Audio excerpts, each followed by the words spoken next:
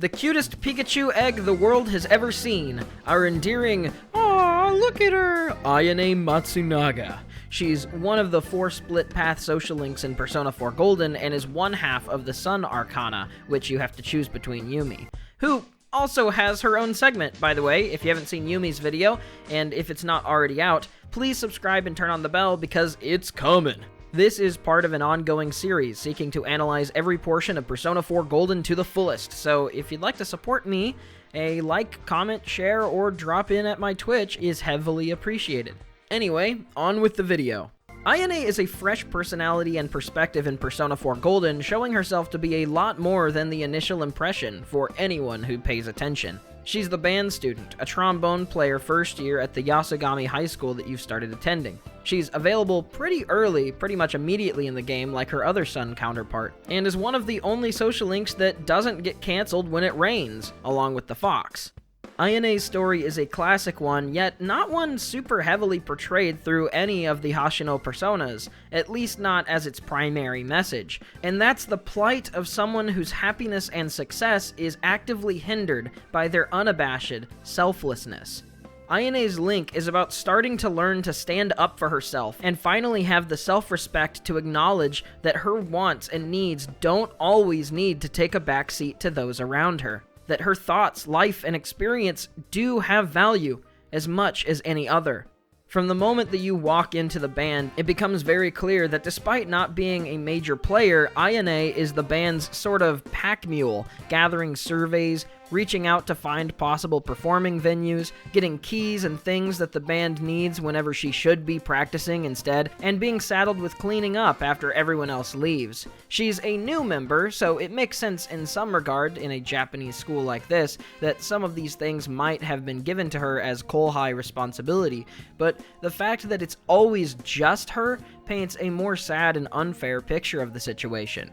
When you enter and introduce yourself to everyone, the band captain introduces you specifically to her so that she can catch you up to speed while the rest of the band performs. It may not be apparent on the first playthrough, but this is clearly meant to be a reason that Ayane initially lags behind in her playing skills. Everyone else plainly gets more practice than her, and while there is another reason why her playing falls behind, we'll continue to that whenever it gets brought up. Something that is established in her very first link and continues to be expanded upon immediately is her discontent toward how things are, but the brave face she puts on to pretend like it isn't a bother. You see this with her constantly stuttering, tons of ums, ers, and, if you don't mind, litter her sentences as she attempts not to provoke, upset, or offend anyone around her. You can see this in her, "We don't take attendance, so you don't have to come if you don't want to, but practice makes perfect, so," with an ellipsis implying her voice is being carried off. Something to mention about the band is that it's one of the social links tied to boosting the expression stat. This actually has narrative and thematic significance too. It's not a random buff. Since band deals with perfecting an instrument, they could have easily linked this to diligence, like the origami job does. But while expression also makes sense with music, inherently, it's also tied to Ayane's, and really both of the Sun's social link troubles. That is, expressing herself honestly to the people around her. So as you come to the band room and see her more and more, she expresses herself better each time. Going back to the last quote I mentioned from her, she actually follows it up with a self-depreciating dig that she's not too good at expressing herself. Then I asked if she had a boyfriend because I'm a funny man indeed. Going forward for the next couple links, it focuses on her trying to get better tone and her feeling discouraged. And although she seems fragile and weak-willed, under her selfless nature, she actually has a hard-working heart of iron. She never gives in to excuses or tries to cop out of failings, but just gets more and more motivated each time. Which is epic because that's a good way to be alive. She did such a good job. This is also where we get introduced to Takeru, an upperclassman who also plays the trombone, plays all the solos, and sometimes even takes her spot entirely at events, even though she's the one saddled with setting all of the events up, which, hey, I mean, he does play better than her, and upperclassmen take natural authority.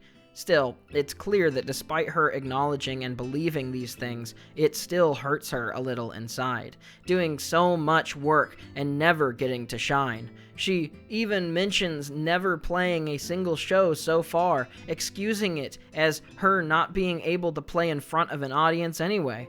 She apologizes for bringing this up, and early on apologizes when you say you're gonna help her clean up, which is something plenty of the other band members should be at least trading positions to do, like with all of the other clubs.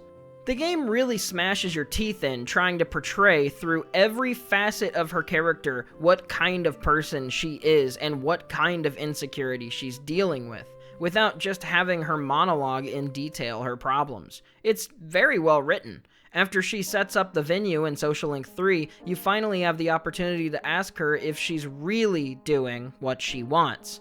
After she insults and speaks down to herself, talking about how she can make up for it with scheduling, accounting, and cleaning for everyone, it's apparent, despite wanting something different and working so hard, she just doesn't see her time as an equal value to everyone else's. Avoiding eye contact as she tells you, if they're happy, she's happy.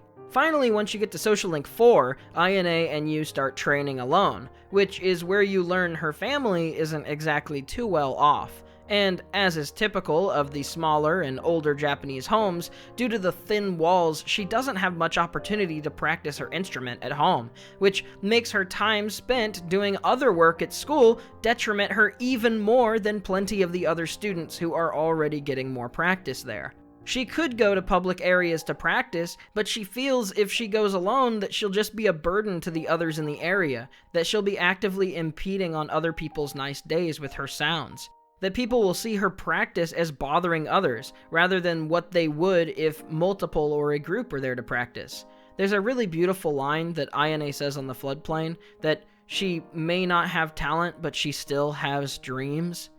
And that her dream is to make people happy with music someday, which, for a reason to play, is pretty overdone in Japanese stories, but I think the place that she's coming from still makes this very moving for her character. It's clear she has a goal where she wants to be responsible for making others happy. She wants someone who really needed it, in her words, but as we see, she keeps blocking herself from reaching this goal because she's prioritizing others' convenience. It's honestly a really well-written bit of irony in her character arc. Now that her character has been thoroughly and naturally explored, we hit the Rank 5 event, which is the big event of her link. Takeru hurts his arm, and Ayane is going to have to make a clutch replacement for the upcoming show. She's still insecure about her playing, and feels people don't really want her on the team, but this is an opportunity to achieve her goal finally, without getting in anyone's way, and as the event is at the hospital, this is where, if you didn't already pick up on the obvious implication, as the event is at the hospital, which is like the ideal place that someone who really quote-unquote needed to hear it would be. This is where, if you hadn't picked up already in her story, it's made more clear that her parents are probably fairly poor, or there's an implication that they maybe don't prioritize Ayane in their lives personally, giving some idea as to where this toxic selflessness and lack of value for herself may come from. The idea that the reason that she plays the trombone is because her family already had one and wasn't willing to buy her a smaller instrument more fitting and easier for her body size and natural frame. Rank 6 shows that she's really grown and gained the courage to now practice day and night where you had been at the floodplain, even if you aren't with her. For the sake of the team and others, she's willing to take on that guilt of playing alone, working even harder and harder, finally facing a fear she had. After this dedication, it's noted that Takeru has mostly recovered, and everyone feels awkward, as they don't want to tell Ayane to relieve her spot in the show back to Takeru. It's clear that they are implying to her that it is the thing they want her to do. This is part of the group social aspect in Japan that may be seen as passive-aggressive in the United States or other similar Western countries, but is generally seen as a more respectable way of trying to get someone to conform and act as they should without being rude or putting direct pressure on them. You can choose to stick up for her, which you should do, because of course you should. But even so, Ayane reads the room and gives up her place, putting on that fake smile she's become all too accustomed to. After everyone leaves, it's made clear what you should already have realized. She never wanted to give up her spot, that she just wanted to make others happy, that she didn't want to be a bother. She claims that it's no one else's fault, but things never seem to clear out for her whenever she wants something. She regrets sacrificing the dream, but this mistake finally makes her clutch her truth. Maybe it's because she's finally felt comfortable voicing her opinions to you that she could finally hear her own feelings without putting herself down. She talks about how this was the first time she felt so dedicated but had it taken from her. Finally, Ayane's ray of sunshine comes to the forefront. She decides she needs to be more selfish.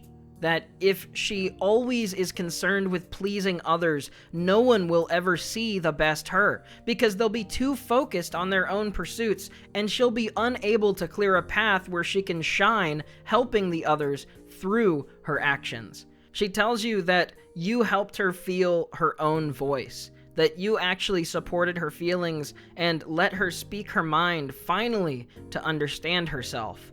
This speaks to a fundamental truth that anyone who followed the old videos on my main channel would know was my own problem and still sometimes is. I never asked to collab with people because I don't want to waste their time or be perceived as using them. I try not to take many sponsorships because I don't want the video to flop and waste the sponsor's money. This is just in context of YouTube, of course. It runs and used to run a lot deeper than that, but that is reality. There's not a single action nor lack of action that can ever not negatively impact someone. We walk through life every day pushing people down just to stay alive and keep ourselves afloat. Every job we take theoretically takes food off the table for another person. Every friendship we make takes time away from them spending that time with another person. Every goal we strive will have to be better than and outshine so many others' goals and dreams just to be seen and realized. But you know what? All of us are in the same boat there. We are all forced to do this. And it doesn't matter what government, what culture, what economy. It's all an innate trait of living and even dying. From the moment you enter existence, your action is a puddle, rippling even far after you're gone. And how you live and how you die changes how that ripple changes things for countless other people in ways you will never recognize or know. So be kind to others. Help people who are struggling.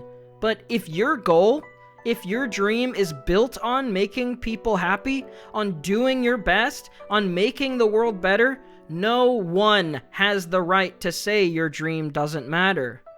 Be selfish, to some extent. We can't not be, no matter how hard we try. And it might help someone else to be selfish like that along the line. Now, I think that's a good place to stop the analysis of her character, but truthfully, if I want this series to be an ultimate overview, there is still major obvious aspect I have to get to. That is Ayane's Arcana, of course. The sun! So let's look at how the sun connects to Ayane. The Arcana of the sun represents awakening, the moment that someone becomes adept, which, while awakening, could really apply to any social link. Becoming adept at something could easily apply to her becoming better both at expressing herself and becoming more adept at her trombone playing, as through her link, she becomes great at it. The card is sometimes in lower polarity associated with egocentrism, and in all forms deals with childlike willfulness. While I don't think this is typically meant as a positive for the card reading, selfishness plays a big part in Ayane's arc, and it is very much a good thing for her as she stops her childlike willful avoidance from what she wants of herself and blind acceptance of the will in others. In some spiritual readings, the sun can represent a huge change in outlook and self that barely represents where you came from or who you once were. I think this contrast implies that Ayane's brighter, more cognizant future is a very rapid change from that doormat that we see when we first meet her. Also, she's just a ball of sunshine, always smiling all the time, even when she feels awful. Aww.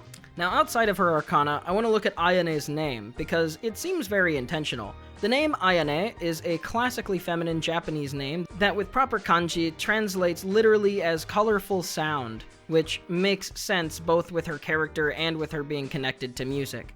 Ayane's last name comes from Matsu, meaning pine, and Naga, or Nagai, which means long or lengthy. Matsunaga refers to the tall Japanese pine trees. In Japanese culture, the pine Akamatsu and Kuromatsu are also seen as symbols for steadfast, bright futures, and also fitting of Ayane. They represent a rebirth, a renewal, and a hopeful future. Ayane is great. What a good character, but everyone sees her Pikachu cheeks and doesn't seem to really give her much thought.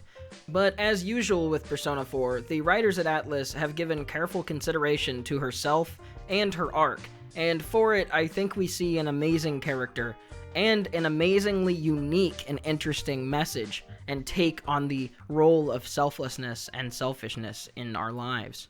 So hey, subscribe to see more of these sort of videos. This video series is like 30 plus parts, so hey, help me get the word out. I'm putting a lot of effort into these videos for literally months, and I appreciate anything you do to like, comment, and share so people can finally see what I think is worthy content.